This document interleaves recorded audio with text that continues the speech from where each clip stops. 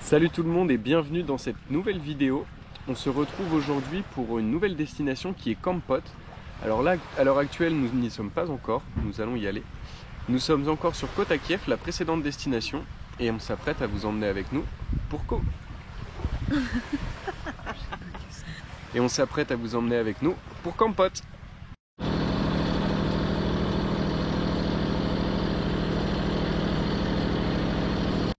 Yeah, wait. Good.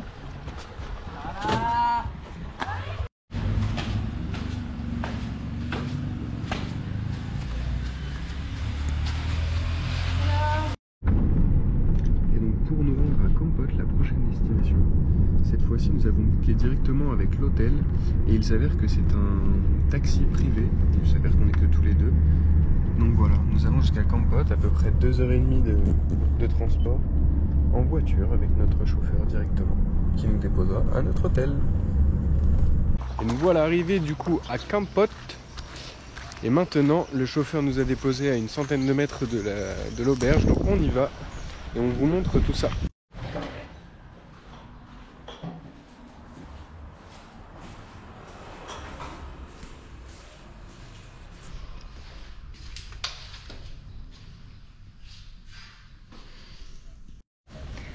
Alors maintenant, le programme de la journée, on vient de se faire livrer à manger, donc on va manger un petit morceau ici pour des questions de praticité. Et ensuite, dans notre auberge, on a les vélos en libre accès.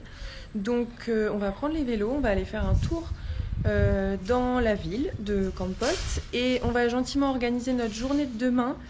Puisque demain on va louer des scooters pour s'excentrer un petit peu de la ville de Camp Pot pour quelques points d'intérêt. Donc voilà le programme pour au moins cette fin de journée.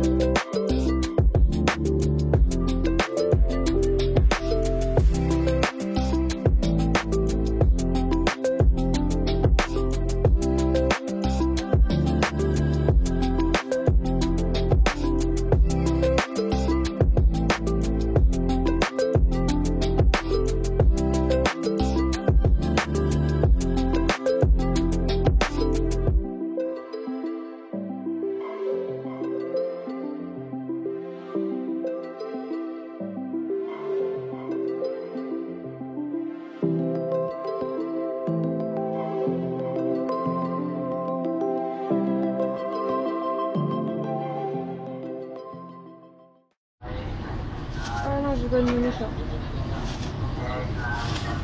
Je vais le mener.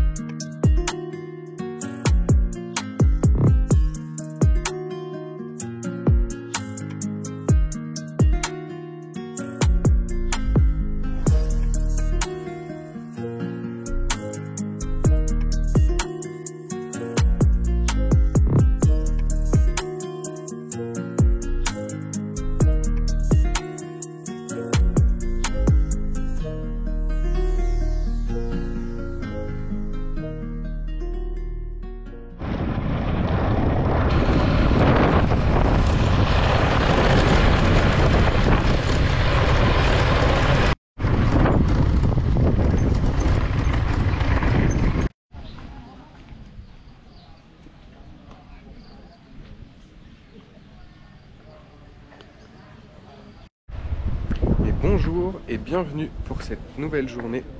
Aujourd'hui, première journée à Camp Pot.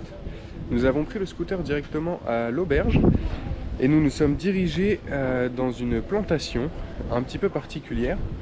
Pour les cuisiniers amateurs, Camp Pot est une référence. Pour les téléspectateurs de Top Chef ou encore Master Chef, peut-être avez-vous déjà entendu le nom de Camp Pot. C'est célèbre pour le poivre, car le climat ici est chaud et humide, parfait pour la culture du poivre. Voilà pour ce petit point wiki. En tout cas, nous venons d'arriver dans une plantation, nous allons visiter tout ça. Et ensuite, la journée se poursuivra pour d'autres activités.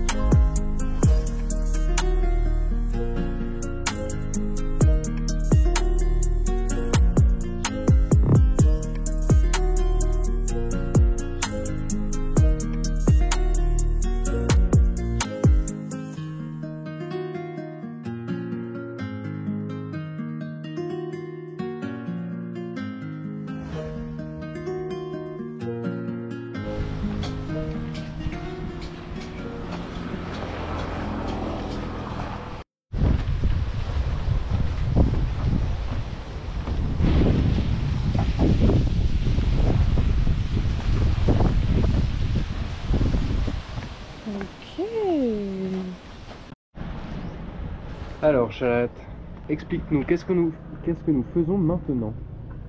Eh bien, nous avons fini de visiter la plantation de poivre qui était somme toute hyper intéressante.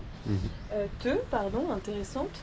Et nous avons fait une petite dégustation après, donc c'était vraiment très très cool. Et là, nous sommes actuellement autour du Secret Lake, qui n'est pas vraiment secret, but on est au Secret Lake. Et on va manger un petit bout avant de continuer. Et donc là, on est vraiment juste à côté de la plantation de poivre que nous avons visitée. Chalala, tu disais tout à l'heure que c'était ici un climat vraiment propice à la culture du poivre. Effectivement, mais Camp Pot en fait un lieu encore plus propice parce qu'il y a beaucoup de vent ici. Et le poivre a besoin de vent pour bien se développer parce que c'est une plante qui a besoin d'être résistante. Donc besoin de vent, voilà, donc c'est pour ça que ça en fait un lieu encore plus propice ici Camp Pot pour la culture du poivre. Alors petit point supplémentaire par rapport au vent et à la culture du poivre, le poivre a besoin du vent pour être pollinisé, contrairement à beaucoup d'autres plantes, le poivre lui se pollinise grâce au vent. Qu'avons-nous goûté d'autre, mon gars? Alors on a goûté du poivre blanc de Camp Pot, du poivre vert de Camp Pot, du poivre noir de Camp Pot. On a goûté des mélanges d'épices parce que la ferme que nous avons visitée produit donc sur 50 hectares. Vous avez environ 20 hectares de poivre et 30 autres hectares pour tout ce qui est racines type curcuma, gingembre, ce genre de choses. Ils font plein de mélanges épices, style fumé avec du paprika, des mélanges spicy avec de la citronnelle, enfin plein de choses. Donc on a goûté vraiment plein de choses, c'était vraiment super.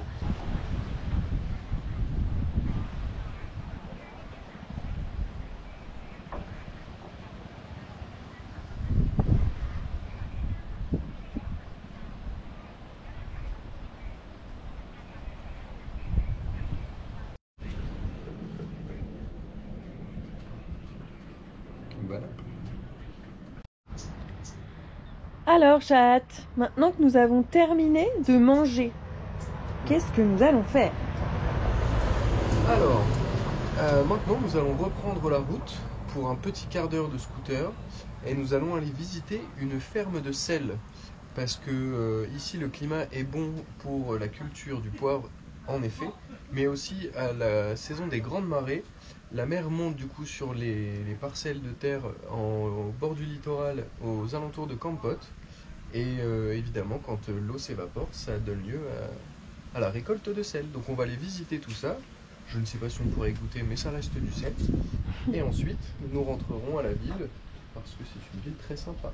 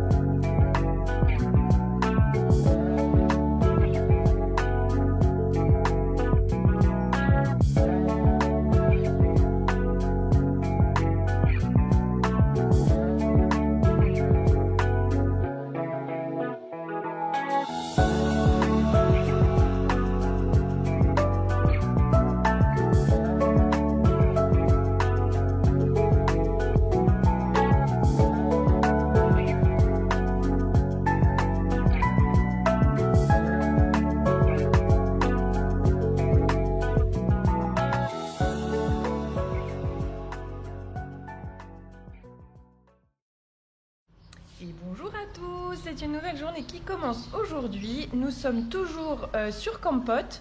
Il est actuellement 11 h, on va commencer à plier bagages, à ranger tout ça.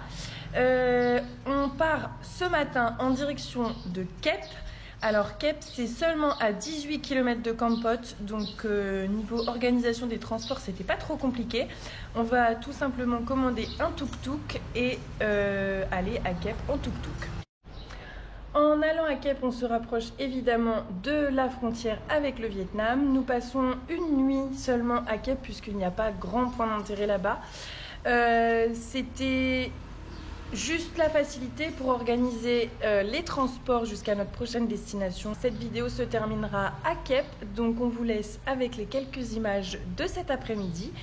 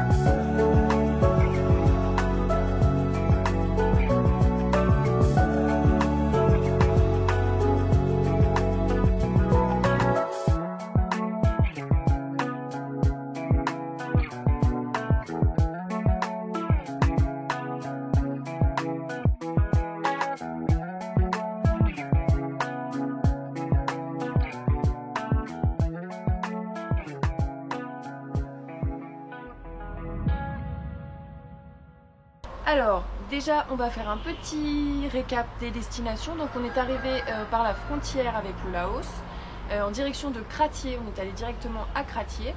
Ensuite, de Kratie, on est allé à Siem Reap pour évidemment les temples d'Angkor. Des temples d'Angkor, on est parti en direction de Battambang pour faire le volontariat pendant 10 jours. De Battambang, on est allé à Phnom Penh. On n'y est resté que 2 jours. On n'avait pas beaucoup d'intérêt là-bas à Phnom Penh. De Phnom Penh, on est arrivé à Kota Kiev. Et de Kota Kiev, on est allé à Kampot et ensuite à Kep, qui est juste à côté de Kampot, pour, vous le doutez bien, ensuite passer la frontière avec le Vietnam. On a noté 3 coups de cœur de ce voyage au Cambodge. Donc déjà, Battambang, l'expérience du volontariat pendant 10 jours, c'était vraiment super. C'était une nouvelle expérience de volontariat pour nous, puisqu'on a enseigné l'anglais. Donc on ne se doutait pas être capable de ça, et finalement si. On a été des teachers pendant 10 jours et c'était vraiment une super expérience. Et en plus de ça, on était hébergés dans l'école avec la famille, donc au plus près des populations locales. C'est toujours un plaisir. En deuxième coup de cœur, on est unanime pour Siem Reap et les temples d'Angkor. Évidemment, on a été subjugués pendant 2 jours par les temples. Le fait de pouvoir vous balader à vélo, c'est immense, c'est très très grand, donc c'est vraiment un réel plaisir de vous balader en autonomie, aller voir les temples que vous voulez, etc. Donc ça, c'est vraiment les temples d'Angkor, un gros coup de cœur de ce voyage au Cambodge, et un incontournable, je pense, évidemment, quand on vient ici. Ensuite, le dernier coup de cœur, c'était pour la beauté. C'était notre petit paradis à Kota Kiev pendant 4 jours. On n'a pas fait grand chose puisque c'était une toute petite île et il n'y avait que 2 resorts cabanes en bambou. Donc on n'a pas fait grand chose, mais rien que le fait d'être sur une île paradisiaque pendant 4 jours, c'était un réel plaisir et ça fait vraiment partie de nos coups de cœur, et on était très agréablement surpris de pouvoir trouver ça au Cambodge. Donc très très bonne surprise aussi pour Kota Kiev.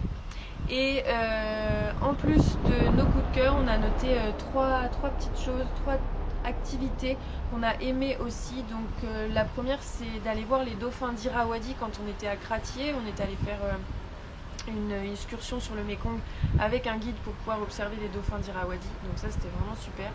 Les plantations de café à Kampot, c'était vraiment top aussi, avec la visite gratuite, avec un guide, en plus en français. Donc c'était vraiment top.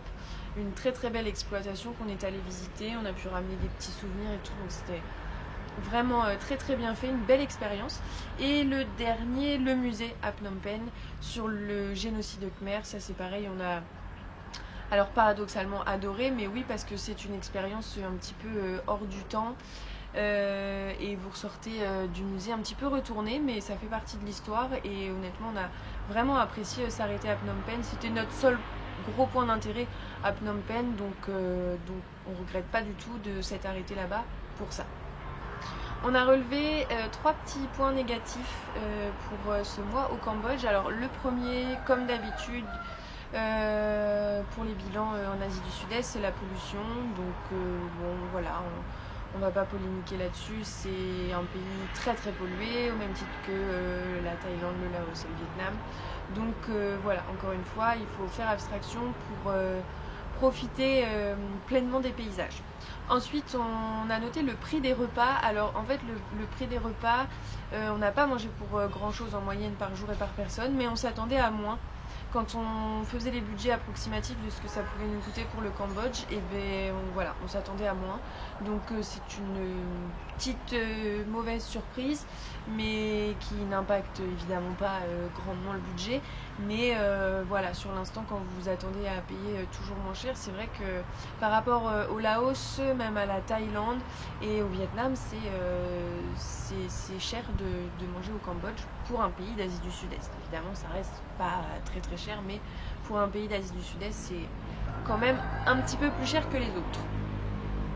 Et on a noté un dernier petit point négatif, c'est qu'on adore faire les night markets pour pouvoir y manger, et en fait on n'a pas vraiment trouvé notre bonheur ici au Cambodge. On n'a pas vraiment trouvé notre bonheur en street food non plus. On a pris quelques trucs à droite à gauche, pardon, mais pas plus que ça.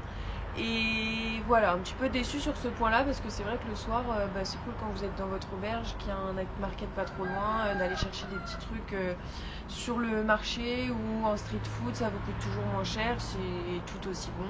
Et puis c'est sympa, voilà, de manger un peu comme ça.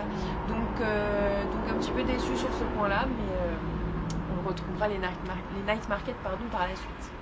Au niveau des coups de cœur sur ce pays, alors les gens comme d'habitude, et ça va peut-être vous surprendre, mais on a trouvé les gens encore plus accueillants qu'en Thaïlande, au Vietnam et au Laos. C'est incroyable la gentillesse des Cambodgiens. C'est vraiment indescriptible. On dit déjà que les peuples d'Asie du Sud-Est sont très souriants, très accueillants, très sympas, toujours prêts à vous aider et tout, et c'est vrai. Mais on avait vraiment cette impression qu'au Cambodge encore plus, et ça, on vous l'a déjà dit, mais ça change plein de choses dans un voyage.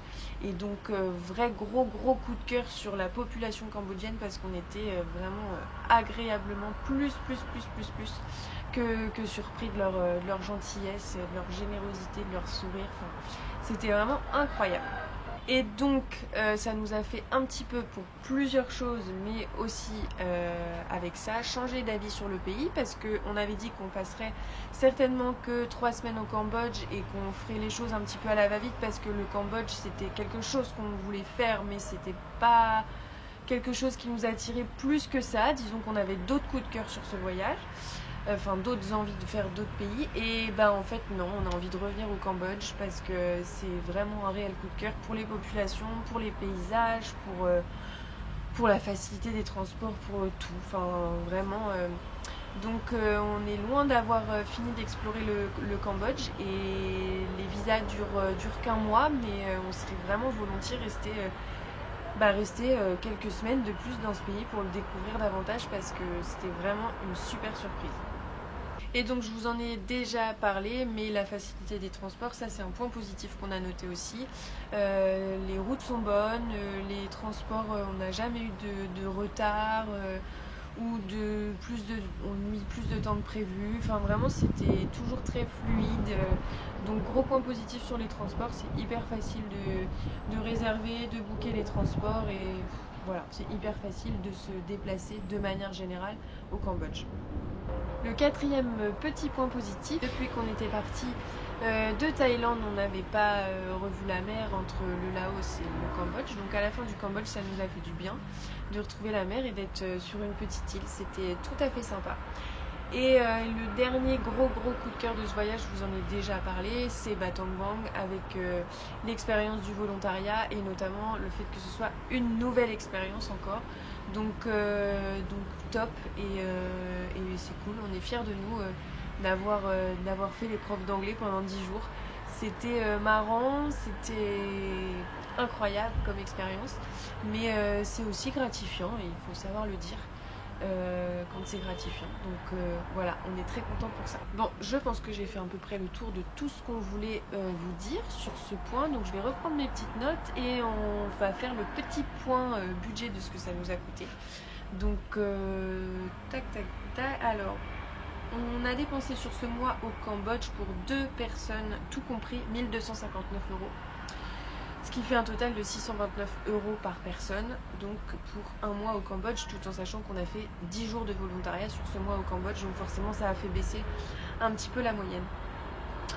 Donc on est sur une moyenne à 21,70 € par jour et par personne, en incluant le volontariat, donc forcément ça fait un peu, encore une fois, baisser la moyenne. Et les moyennes par item que je vais vous donner par la suite, là pour le coup c'est sans compter le volontariat, c'est ce que ça nous a coûté quand on était plutôt en vadrouille, parce que le volontariat c'est pas significatif, on payait un forfait par jour qui comprenait tout un ensemble, donc c'est pas vraiment significatif. Donc sur les 19 autres jours restants, 20 jours autres restants au Cambodge, en nourriture on en a eu pour 9,71 € par jour et par personne, donc un petit peu plus cher que les autres pays d'Asie qu'on a fait, mais ça reste pas très cher, ça reste très abordable, à peine 10 €.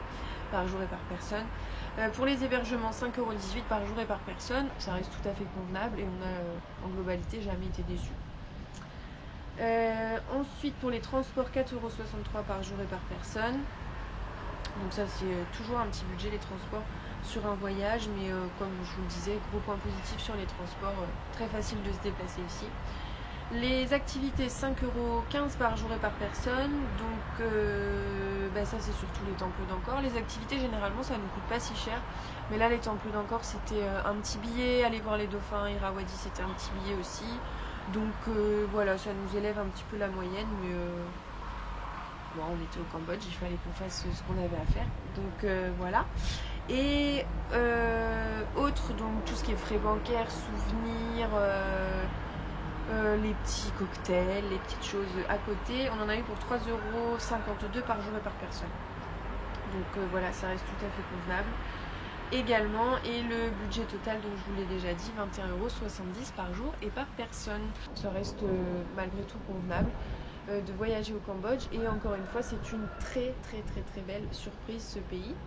Donc voilà, je pense qu'on a fait le tour. J'espère que je vous ai pas trop saoulé, que j'ai pas trop parlé, et en attendant on se retrouve, vous le doutez bien puisqu'on était à Kep, au Vietnam. On a passé la frontière vietnamienne, mais ça ce sera dans une prochaine vidéo, et en attendant on vous fait plein de gros bisous, à très bientôt.